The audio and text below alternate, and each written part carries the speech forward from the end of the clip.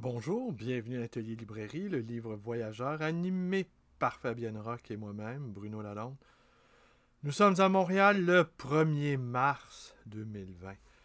Aujourd'hui, je vous parle de ceci, le cas Fitzgerald, et non pas le manuscrit ou les manuscrits Fitzgerald, comme je l'ai dit dans la vidéo précédente, consacrée à cette bibliothèque malfaisante. Et comme le disait un de mes bons amis, cet homme-là, d'ailleurs, je vais retranscrire cette remarque-là sur ma plateforme Facebook, il n'avait pas métabolisé sa bibliothèque. Ça veut dire que les livres n'avaient pas agi en profondeur sur lui. Les livres ne sont pas là que pour nous faire passer un bon moment, ils ne sont pas là pour nous faire décrocher du réel, mais peut-être sont-ils là pour nous ancrer dans le réel, pour nous donner la possibilité de mieux voir les ombres qui sont tout autour de nous. Les ombres, les faisceaux, les spectres, les jeux de lumière qui parfois nous aveuglent. La réalité, elle est difficile à saisir. On en saisit par bribes, puis des bribes éparses qui une fois vues, se dissolvent. Alors voilà, John Grisham. Alors il y a une petite histoire qui est liée à l'objet même de ce livre-là. Il y a quelques mois, Chantal Guy, journaliste au journal La Presse, nous avait consacré à Fabienne et moi un article. En fait, c'est surtout de moi dont il était question, dont le titre était « Le libraire qui dit toujours oui ». C'est un assez bon résumé de ma propre vie. L'article est magnifique. Chantal Guy écrit magnifiquement bien. J'étais très ému, je l'ai relu, je l'ai lu. Bon. Mais bon, heureusement, j'ai peu de mémoire, alors je me souviens juste du titre. Le libraire qui dit toujours oui. Alors, il faut le prendre dans un sens d'un rapport à la vie, dire oui à la vie, hein, n'est-ce pas? Et dire oui sur le plan politique. Alors, ce qui s'est passé, cet article-là est paru en juin 2019, et les jours qui ont suivi la parution, eh bien, ma librairie n'a pas désempli. Plein de gens voulaient voir l'animal en question. Et il y a un monsieur qui s'est présenté à ma caisse, que je n'ai jamais revu d'ailleurs, qui est allé acheter dans une librairie de livres neufs ce livre-là de John Grisham, le cas Fitzgerald, pour venir me l'offrir en remerciement pour cet article-là. Et il me confiait qu'il n'était pas un lecteur, mais qu'il avait beaucoup apprécié ce livre-là, et il a jugé que je pourrais en tirer profit. Eh bien, c'est vrai. Hein? C'est un roman policier. Je lis très peu de romans policiers. Je vous dirais, j'en lis... Mais quand la dernière fois que j'ai lu un roman policier? Ça fait déjà pas mal d'années. J'avais lu James Lee Burke. Puis pourquoi j'avais lu James Lee Burke? C'est là où il y avait eu la catastrophe là, de la plateforme pétrolière. Et James Lee Burke avait eu des mots assez terribles à l'encontre de l'inertie de l'administration Obama et les marées noires qui ont suivi l'explosion du Deep Horizon, eh bien, avaient souillé une partie de la Louisiane, là où sont localisés les derniers survivants acadiens. Et le personnage principal des romans de James Lee Burke, qui sont des romans policiers, c'est Robbie Shaw. Robbie Shaw, qui ne parle pas un mot français, mais dont les parents étaient des Acadiens d'expression française, qui, eux, ne parlaient pas un mot anglais. Alors, il y a quelque chose de l'ordre de la psychogénéalogie là-dedans. Alors, par une espèce d'enchaînement deleuzien, je dirais, j'ai eu de l'explosion de la plateforme pétrolifère à la disparition des Acadiens. Je sais pas, j'ai fait une sorte de remugle, je dirais, d'impression. Et j'ai eu envie de lire ça. Et ça m'avait plutôt plu. Et Bertrand Tavernier a mis à l'écran un des romans. D'ailleurs, je pense que c'est son seul film américain à Bertrand Tavernier, dans Le brouillard électrique. C'était pas le titre en anglais non plus. Bon, ils ont trouvé un autre titre. Et c'est assez intéressant aussi. Alors, comment ça fascine tout le monde, la Louisiane, je pense. Hein? Alors, voilà pour la petite histoire de ce livre-là. Alors, je m'étais proposé, évidemment, de le lire. C'est ce que j'ai promis à celui qui me l'a offert. Et j'y ai trouvé beaucoup de plaisir. Alors, je vous résume l'histoire. Et j'ai relevé quelques passages. Et ça va être suivi de quelques considérations sur la bibliophilie. C'est là qu'on peut mesurer à quel point les Américains ont une vraie pratique de bibliophilie. Il y a des passages que j'ai lus sur la valeur de certains livres. Alors, je peux vous dire que j'ai été envié. On n'a pas ça ici au Québec, mais ça va être un peu ma conclusion. Et sans doute, dans les prochains jours, je vais vous faire peut-être une série, ou peut-être en tout cas une ou deux, peut-être trois même, en tout cas deux assurément, sur c'est quoi les belles éditions, c'est quoi les premiers tirages, comment reconnaître une première édition, et le rapport entre la bibliophilie américaine et la bibliophilie française. Et la bibliophilie européenne se rapproche de toute façon des canons français. Mais la bibliophilie italienne ou allemande, je dois confesser ici que je n'y connais que goutte. Je n'y connais rien, quoi. Alors c'est simple. L'histoire, ça se passe dans une librairie, à la fois de livres neufs et de livres rares. Et son propriétaire est suspecté de détenir des manuscrits, 5 manuscrits de Fitzgerald, The Great Gatsby, Le Dernier Nabab, bon, inutile de vous nommer tous les titres. Ouais. J'espère toujours que quelqu'un ne rentre pas, la librairie est ouverte, pour être étonné de me retrouver en train de parler tout seul. Alors je vais lui expliquer que je suis en train de faire une vidéo, mais il ne rentre pas. Il se promène, il a son bâton de hockey sur l'épaule, il regarde la vitrine, il me regarde, il se dit, bon, voilà. Voilà. Alors, ces 5 manuscrits qui sont dérobés dans une institution universitaire de Princeton, et c'est des manuscrits qui valent une fortune, c'est des manuscrits originaux des 5 romans de Scott Fitzgerald. Et la compagnie d'assurance, la compagnie d'assurance qui doit payer pour ces manuscrits-là, engage une firme privée de détectives. Et on suspecte, cette firme-là suspecte le propriétaire, Bruce Cable, de les avoir en sa possession. Alors, ils engagent une jeune autrice désargentée qui a publié un livre qui a eu les faveurs de la critique, Pluie d'octobre, qui a assez bien vendu, mais qui se retrouve avec une dette d'études considérable, 60 000 $, si ma mémoire est bonne. Elle a une charge de cours ici et là, elle n'arrive pas. Alors, on lui fait une offre qu'elle ne peut pas refuser, c'est-à-dire de s'introduire au sein de cette petite communauté-là, autour de la librairie, dans une île en Floride, dans l'État de la Floride, l'île de Camino en Floride, et à Santa Rosa, voilà, Santa Rosa sur l'île de Camino. Et elle le réussit bien, elle se fait plein d'amis écrivains, parce qu'il y a une petite communauté d'écrivains. Il y a des passages assez savoureux sur la vie des écrivains, comment ils écrivent, parce que c'est ça un peu la merveille de ce livre-là, c'est que c'est aussi, et c'est là, je dirais, une sorte de le génie de Grisham, c'est que c'est un livre aussi à la fois sur le milieu des livres rares, à la fois sur le milieu de la librairie, à la fois sur le milieu des écrivains, et aussi sur l'écriture. Alors, c'est un des passages que je vais choisir de vous lire. Alors, tout ça se tient.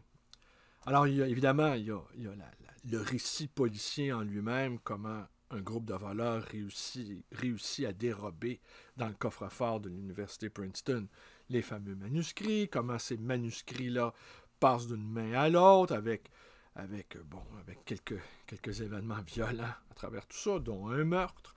Et notre libraire, qui est un libraire très populaire, alors on a aussi comment il comment il organise ses journées. Il travaille sans arrêt, 7 jours par semaine, ça je peux comprendre ça. Il lit les livres, il lit 4 livres par semaine, il rencontre les auteurs et il a une véritable affection pour les écrivains qui fréquentent sa librairie. Il organise des causeries, des lancements, des conférences. Et il a également de l'affection pour les lecteurs, qu'il juge, je n'ai pas retrouvé le passage, qu'il juge être des âmes d'élite. Alors ça aussi, ça m'a ravi parce que c'est précisément comme ça que moi je vois les gens qui fréquentent ma librairie. Je les trouve merveilleux, ces lecteurs-là, ces lectrices-là. Ils ont des parcours singuliers. Alors ça, je pourrais faire une autre vidéo sur le bonheur, évidemment, d'avoir à fréquenter des intellectuels, des écrivains qui fréquentent ma librairie, mais également les lecteurs. Et c'est fou comment il y a des gens qui réfléchissent. Hein? J'ai un ami, peut-être, il écoutera, va-t-il se reconnaître. Depuis des années, il travaille sur l'indépendantiste Maurice Séguin. Alors, il a élaboré une théorie très, très ingénieuse, mais là, ça coince un peu sur la notion de modernité, parce qu'il est allé lire beaucoup d'auteurs qui ont tenté d'apporter une définition de la modernité, et ces définitions-là sont contradictoires et ne le satisfont pas. Et c'est la cheville qui manque là, pour faire fonctionner son argumentation. Moi, je lui ai conseillé de se fabriquer lui-même sa notion de la modernité, de se fabriquer lui-même, pas l'outil, mais le joint, le tarot, la vis, l'objet qui va lui permettre de faire tenir son argumentation. Alors, voyez, je vous donne cet exemple-là. Mon ami l'oracle, certains savent c'est qui, l'oracle, qui s'appelait jadis le Péchistophage, comme disait un autre de mes amis qui passe son doctorat, son épreuve de doctorat mardi prochain, il vient à ta librairie pour tester sur toi ses idées.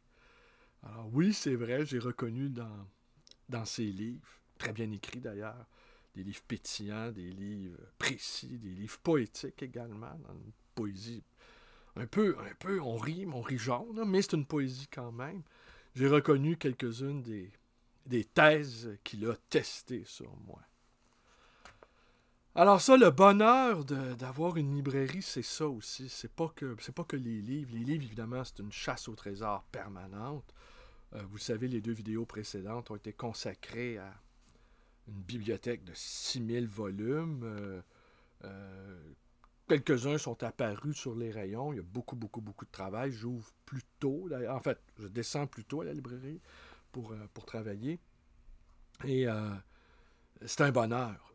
Mais c'est le bonheur aussi de voir les lettrés nombreux qui se bousculent. J'ai eu une journée de fou hier à la librairie pour venir se porter acquéreur de ces merveilles, certaines merveilles qu'on voit peu sur le marché du livre d'occasion. Et ça, et je le sais que ça alimente leur réflexion. Un autre de mes amis, un très très bon écrivain, lui, il est entraîné la correspondance de Marie de l'Incarnation. Alors hier, il racontait c'est Marie de l'Incarnation, hein, qui est une pionnière qui a établi un monastère, qui fait partie des premiers colons, la correspondance avec son fils Claude. Et il y a des passages extraordinaires, le monastère il brûle, alors là, les moniales, ils sortent dans la neige en priant, en bénissant même le ciel de cet incident-là, de cette tragédie-là. Un autre passage où il processionne dans la ville embryonnaire, dans la bourgade embryonnaire de Québec. Les sœurs moniales, ils processionnent avec les Hurons. Alors, imaginez les scènes.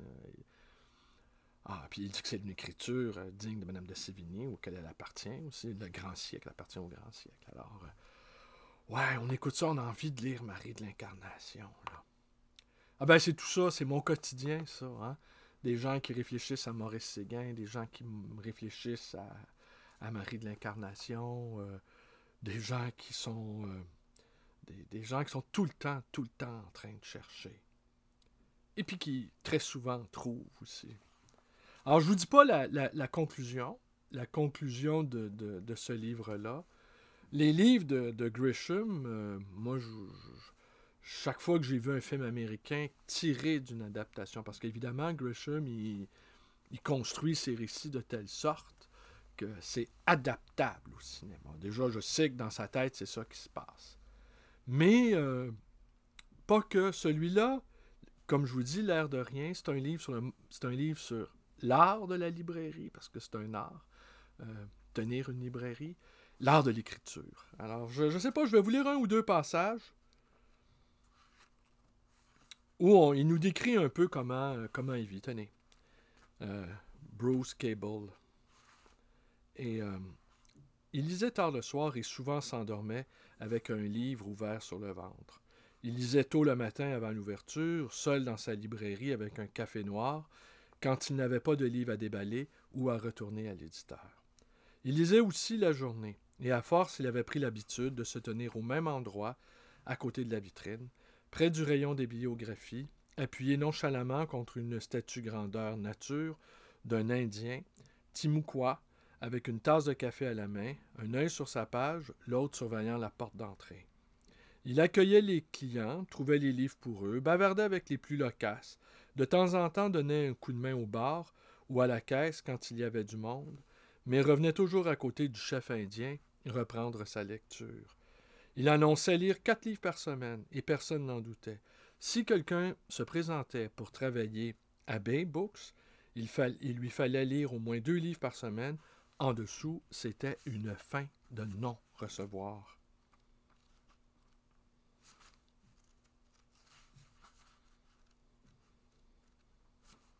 Trouver un autre passage.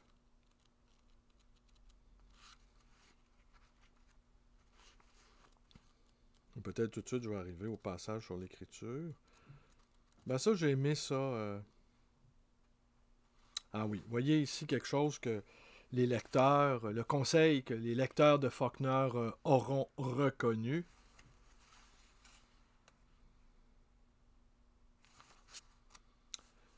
Alors, il se retrouve justement dans une réunion d'écrivains et la jeune autrice chargée d'espionner Bruce Cable est en panne d'écriture. Et pour cause aussi, sa mission de... Parce que c'est une bonne personne, là, c'est pas une espionne. D'ailleurs, en tout cas, je vous dirai rien. Mais je vous dirai rien. Mais c'est clair que sa job, c'est d'écrire des livres, on va dire. Alors là, il y a un des intervenants qui lui dit « Soyons clairs, vous avez une jolie plume et certaines de vos phrases m'ont scotché. Ce qui soit dit en passant n'est pas bon signe. Une bonne phrase n'est pas censée se faire remarquer. Bon, vous savez vous y prendre et vous pouvez écrire ce que vous voulez. Alors, œuvre littéraire ou œuvre populaire? Et si on visait les deux, lança Bruce, visiblement amusé par la tournure de la conversation. Pour une poignée d'auteurs peut-être, répliqua Marat, mais pour la grande majorité, c'est mission impossible. Elle se retourna alors vers Mercer. Mercer, c'est l'espionne. On a cette discussion depuis 10 ans, dès le premier jour où j'ai rencontré Bruce. Bref, parlons du principe qu'il est impossible d'écrire de la littérature qui plaira aux critiques et qui, en même temps, rapportera des droits d'auteur. Et quand je dis ça, c'est sans jalousie aucune. Je n'écris plus, alors je suis hors jeu maintenant. Hein? Une bonne phrase n'est pas censée se faire remarquer. Je vous invite à méditer là-dessus. En tout cas, celle-là, je l'ai remarquée.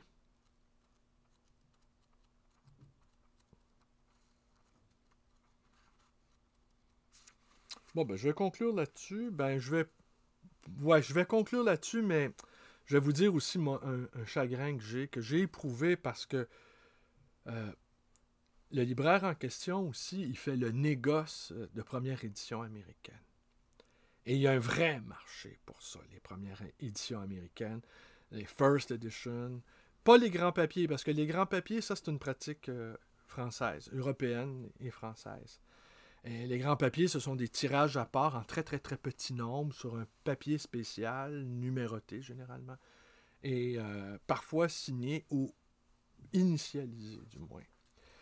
Et les amateurs, les collectionneurs, vont se contenter d'une première édition.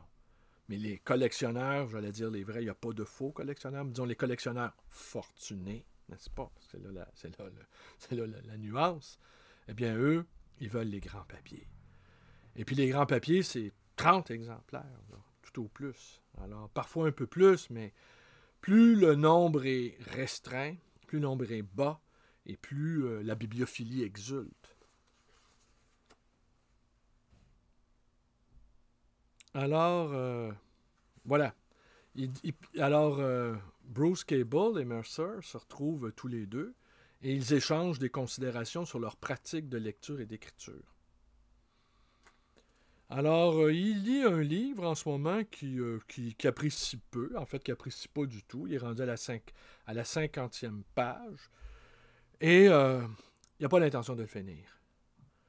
Et Mercer lui demande « Tu comptes le finir? » « J'en doute. Je vais encore tenter 100 pages. Si je n'accroche toujours pas, j'abandonne. Il y a trop de bons livres pour perdre son temps avec les mauvais. » Ça, c'est une parole d'évangile. Ça. On ne sort pas de ça. Là. Il n'y a aucune raison. Vous allez au restaurant, le repas n'est pas bon. Vous n'allez pas vous forcer à manger à manger ce qu'il y a dans votre assiette. C'est pas possible. Quand ça nous plaît pas, quand ça convient pas à notre complexion, à notre estomac, il faut renoncer. Pareil, mais ma limite est 50 pages. Je n'ai jamais compris les gens qui terminent leur livre coûte que coûte. Tessa était comme ça c'est sa grand-mère. Elle reposait le bouquin après le premier chapitre, mais elle le reprenait et continuait à le lire en maugréant jusqu'à la dernière page, tout aussi décevante. Je ne comprends vraiment pas. Moi non plus.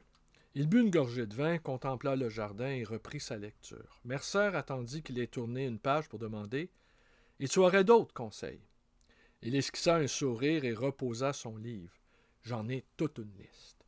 Ce sont les 10 commandements de Cable, une sorte de bréviaire compilée par un expert qui a lu plus de 4000 romans. Et c'est réservé aux initiés. De temps en temps, j'en fais profiter le commun des mortels, mais tu n'en as pas besoin, vraiment. Peut-être que si. De toute façon, je suis bloqué. Cite-moi un ou deux. D'accord.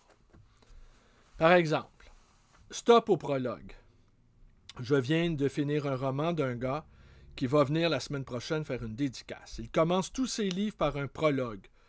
Le cliffhanger typique. Une scène dramatique, un tueur qui suit une femme, la découverte d'un cadavre, et puis il laisse le lecteur sur sa faim et passe au chapitre 1, qui bien sûr n'a rien à voir avec le prologue, puis au chapitre 2, qui bien sûr n'a rien à voir avec le chapitre 1, ni avec le prologue.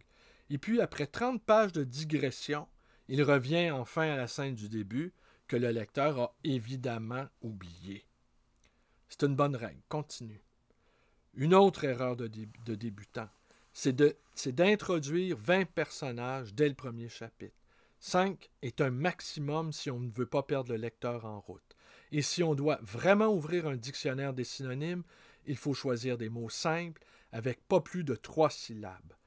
J'ai un certain vocabulaire et rien ne m'agace plus qu'un écrivain qui se fait mousser avec des mots savants que je ne connais ni d'Ève ni d'Adam.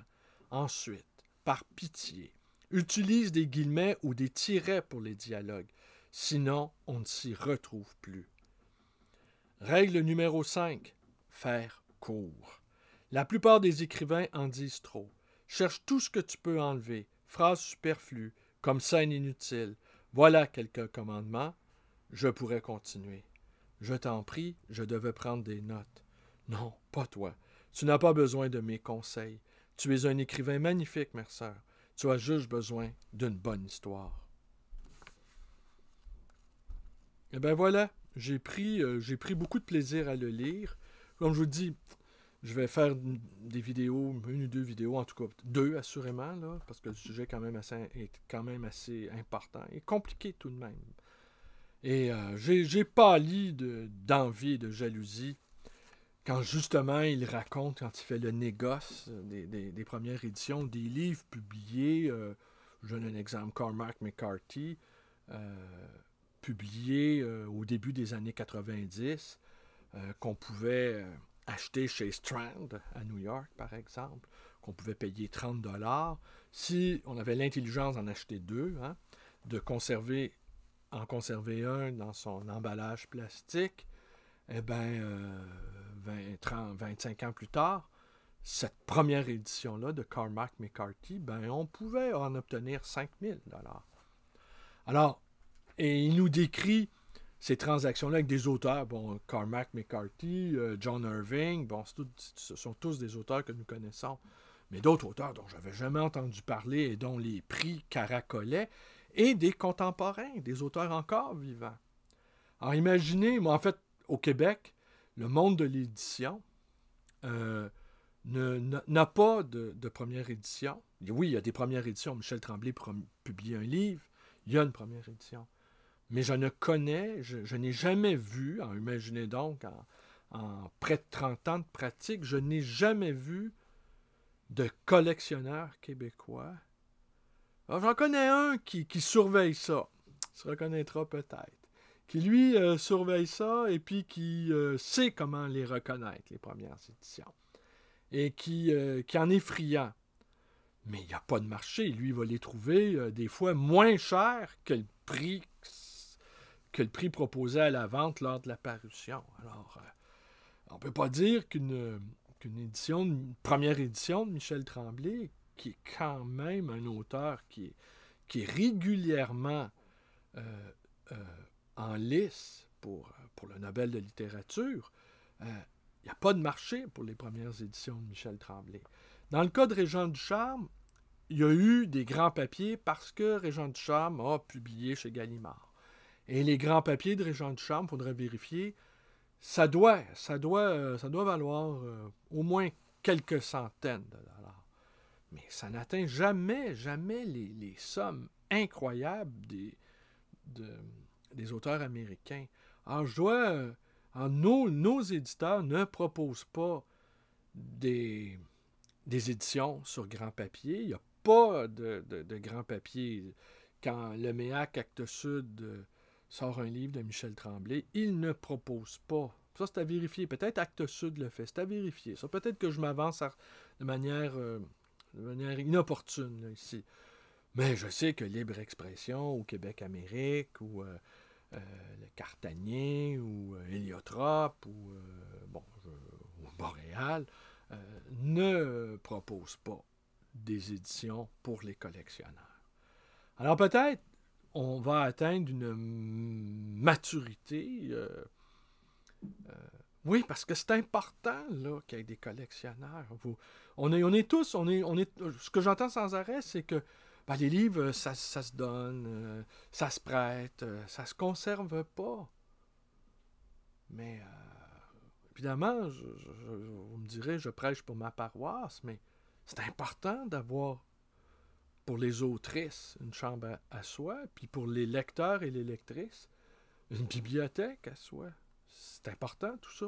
C'est important d'avoir un lieu consacré à la lecture, à l'écriture, à la poésie, à la méditation, à la rêverie. C'est important d'avoir un espace à soi qui nous permet d'être ce que nous sommes. C'est important de se retirer des affaires du monde. Ce que sont ces êtres d'élite, comme dit Bruce Cable. Là, je me propose, parce que j'ai eu beaucoup d'enchantement à lire un livre dont il est question de ma pratique de libraire, je me propose de lire le livre de Zafon, là, La poursuite du vent. Et dont beaucoup de personnes m'en ont dit du bien. Ils m'ont dit « Ah, ça se passe au Portugal, c'est un vieux libraire d'occasion, tu dois lire ça. » Ah ben oui, celui-là, il est terminé. Je vais enchaîner avec Zafon. J'ai tellement eu de plaisir à lire le Grisham. J'ai tellement eu de plaisir. Comme j'ai eu du plaisir à lire les livres de Laurence Bloch. Attendez, je vais aller vous en chercher un.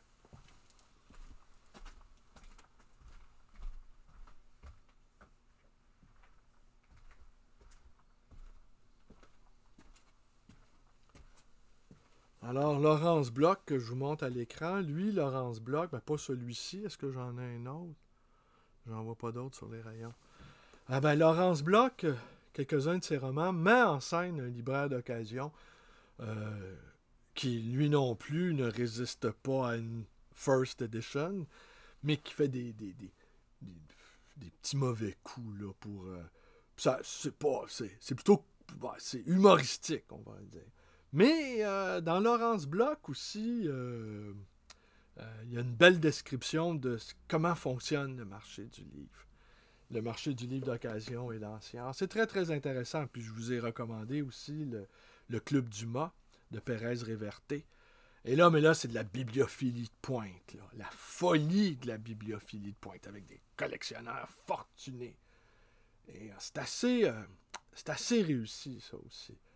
Et même le film de Polanski n'est pas un pur chef-d'œuvre, mais il y a des scènes là, bibliophiliques, je dirais, qui sont pas piquées des vers. Les amoureux des livres en tout cas, pourraient trouver du plaisir à visionner ce film. Alors voilà, c'est tout pour aujourd'hui. John Grisham, le Cas Fitzgerald. Voilà. Ça faisait peut-être 5 ans que j'avais pas ouvert un roman policier. J'en lis pas souvent. Mais je sais quand même apprécier quand une histoire est bien construite.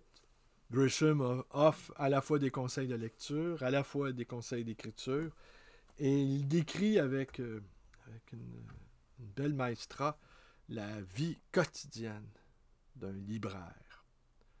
Ça m'a vraiment plu.